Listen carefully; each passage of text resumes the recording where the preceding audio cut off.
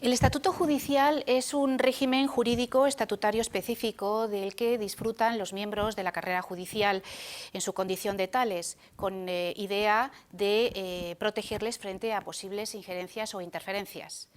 El Tribunal Constitucional ya indica que el artículo 122.1 de la Constitución no crea el cuerpo único judicial, ni es una norma de aplicación directa, tan solo es un mandato al legislador que desarrolla cumplidamente, por cierto, la Ley Orgánica 5/1981, que es precisamente la que lleva a cabo la integración de los antiguos jueces de distrito en la carrera judicial. En cuanto a la reserva de ley orgánica contenida en este precepto, como sabemos, remite a una ley orgánica, pero no a cualquier ley orgánica. Se trata de la Ley Orgánica del Poder Judicial, entendida, por tanto, como un texto normativo unitario, donde se regula el régimen estatutario de los jueces y magistrados, globalmente considerados, sin diferenciar entre lo que serían las funciones jurisdiccionales de las que son de otra naturaleza, que también pueden desempeñar, con arreglo al artículo 117.4 de la Constitución. En definitiva, el constituyente se decanta por encomendar al legislador orgánico el estatuto judicial, de tal manera que no podrá ser afectado más que por la mayoría absoluta del Congreso. Sí, existen unos dispositivos legales protectores de la independencia colectiva e individual. Nos vamos a referir a la independencia individual de los jueces y magistrados, que precisamente vamos a desarrollar enseguida en dos puntos: lo que sería el plano constitucional y el plano legal. En efecto, en cuanto al primero, tendremos que destacar, sin lugar a dudas y en primer lugar, la inamovilidad. La inamovilidad porque se trata de la garantía esencial y que además consiste en que los jueces y magistrados no van a poder ser separados, suspendidos, trasladados ni jubilados, sino por las causas y con las garantías que establece la ley. En concreto, el artículo 117.2 de la Constitución y otros preceptos de la Ley Orgánica del Poder Judicial. Entre esas causas de jubilación se comprende, lógicamente, la fijación de un límite de edad. Este es un tema muy polémico y este límite de edad ha sido establecido por la ley, como sabemos. Este artículo 117, de alguna manera, y en ello ha insistido el Tribunal Constitucional, lo que evita es que la jubilación pueda ser regulada reglamentariamente o bien concedida según lo que serían casos individuales. Bien, es verdad que el Tribunal Constitucional ha admitido dictar reglamentos, pero en cuestiones de detalle, nada más. La garantía de inamovilidad viene dada no solo por la reserva de ley orgánica, se establece por, como sabemos, reserva de ley orgánica, sino que en cuanto a esa ley ha de regular también las causas de la jubilación y de la edad, con un carácter, digamos, abstracto y también general. Lo cierto es que el artículo 386 de la Ley Orgánica del Poder Judicial, que precisamente se refiere a la modificación de la edad de jubilación, no puede considerarse que de alguna manera afecte a la inamovilidad judicial, no. Solamente esta inamovilidad se vería afectada en el caso de que la ley autorizase a jubilar a los jueces pues, de una forma discrecional, y esto evidentemente no ocurre. La inamovilidad en principio es permanente, sin límite temporal, y además también es absoluta, porque se tiene derecho, además, a lo que sería el concreto destino que se ocupa.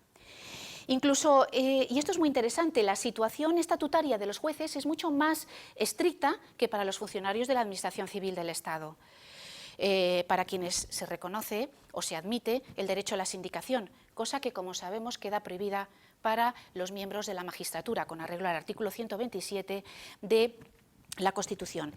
El que el estatuto jurídico de los jueces esté fijado por ley significa que ésta define los elementos que lo componen y que se pueden modificar, pero ojo, siempre dentro de lo que sería el marco de la Constitución.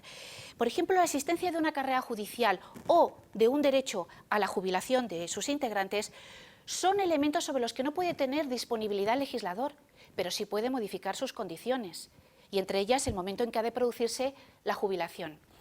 El Tribunal considera que este artículo 386 de la Ley Orgánica del Poder Judicial, en este artículo falta un elemento indispensable para que pueda calificarse lo que es la reducción de la edad de jubilación como una medida expropiatoria. porque esto se llegó a plantear incluso ante el tribunal.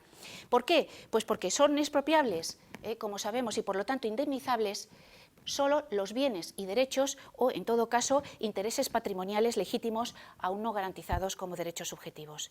Dado que no existe un derecho consolidado, un derecho, digamos, adquirido a que se mantenga una determinada jubilación, lo que en realidad se estaría privando a los jueces de una expectativa, pero, como decimos, no de un derecho consolidado.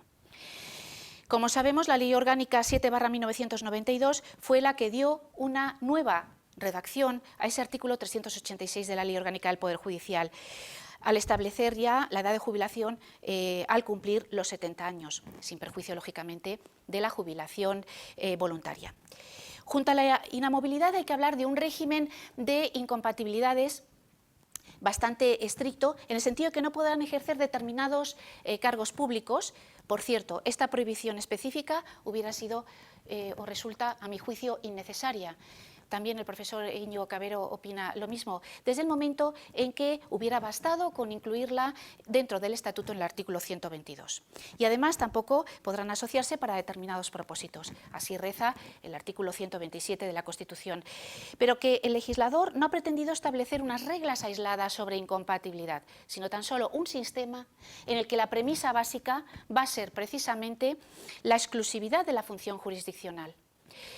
El Tribunal Constitucional ha indicado algo, yo creo, también muy relevante para esta materia que nos ocupa, al decir que el asociacionismo es quizá el único cauce de que dispone para defender sus intereses profesionales la carrera fiscal. De hecho, esto está reconocido en la Constitución, en el artículo 127, que por cierto prohíbe también a los fiscales pertenecer a partidos políticos y a sindicatos. Por eso deduce el Tribunal Constitucional que el asociacionismo se convierte efectivamente en el único cauce para que puedan defender sus intereses. En esta línea quiero recordar una sentencia relativamente reciente del Tribunal Constitucional, la sentencia 102/2009, en la que precisamente la Asociación Profesional de Jueces y Magistrados, Foro Judicial Independiente, invoca la doctrina del propio Tribunal Constitucional de 1987 en el caso de nombramientos de cargos judiciales. Se trata de un recurso de amparo por vulneración del derecho fundamental a la tutela judicial efectiva de jueces y magistrados, de jueces y tribunales, en efecto interpuesto por esta asociación profesional contra un auto dictado por la Sala de lo Contencioso Administrativo del Tribunal Supremo. Pues bien, el Tribunal Constitucional otorga parcialmente el amparo solicitado por esta asociación profesional. Yo creo que esto es muy interesante traerlo a colación con motivo de lo que sería el asociacionismo y el artículo 127. Para terminar, en el plano legal, como hemos indicado con anterioridad, podemos destacar que la Ley Orgánica del Poder Judicial dedica varios preceptos a lo que es la independencia, habla de la inmunidad judicial, habla también de lo que sería la seguridad económica y, sobre todo, se tipifica como falta muy grave, y para mí esto es muy positivo, lo que sería la intromisión mediante órdenes o presiones de cualquier otra índole en el ejercicio de la potestad jurisdiccional de otro juez o magistrado. Desde luego esto es muy relevante para todo lo que se refiere al principio de independencia judicial. Finalmente hay que añadir que la responsabilidad es el reverso de la independencia, pero ojo, tiene que ser un reverso que no la anule. En este sentido hay que decir que una responsabilidad judicial o un exceso de responsabilidad judicial puede minar la independencia judicial. Por ello es importante encontrar el equilibrio. En nuestro ordenamiento hay que recordar que los jueces y magistrados están sujetos a formas jurídicas de responsabilidad penal, civil, penal y disciplinaria, pero no a responsabilidad política. Finalmente, hay que decir, y de una forma separada, que también existe lo que sería una responsabilidad patrimonial del Estado por actuaciones irregulares o erróneas de la Administración de Justicia.